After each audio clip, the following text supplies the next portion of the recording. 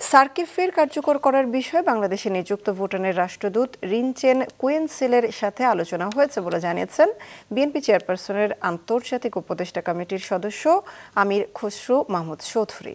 গুলশানে বিএনপি চেয়ারপারসনের কার্যালয়ে দলের মহাসচিব মির্জা ফখরুল ইসলাম আলমগীরের সঙ্গে সাক্ষাৎ ও আলোচনা করেন ভুটানের রাষ্ট্রদূত। পরে এ নিয়ে গণমাধ্যমে কথা বলেন আমির খসরু মাহমুদ চৌধুরী। জানান, সার্কের মাধ্যমে দক্ষিণ এশিয়ার দেশগুলোর সাথে সম্পর্ক বৃদ্ধিতে কাজ করা হবে। খসরু আরও বলেন, বাংলাদেশে সাশ্রয়ী মূল্যে হাইড্রো ইলেকট্রিক পাওয়ার রপ্তানি করতে চায় ভুটান।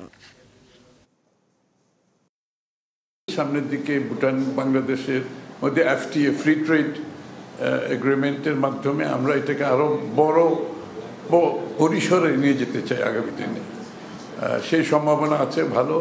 ভুটান থেকে ওনারা প্রস্তাব করেছেন আগামী দিনে হাইড্রো ইলেকট্রিক পাওয়ার বাংলাদেশে রপ্তানি করার সুযোগ আছে। ওনারা সেদিকে নজর দেবেন। আমরাও বলেছি আমরা একসাথে কাজ করার এখানে সুযোগ আছে।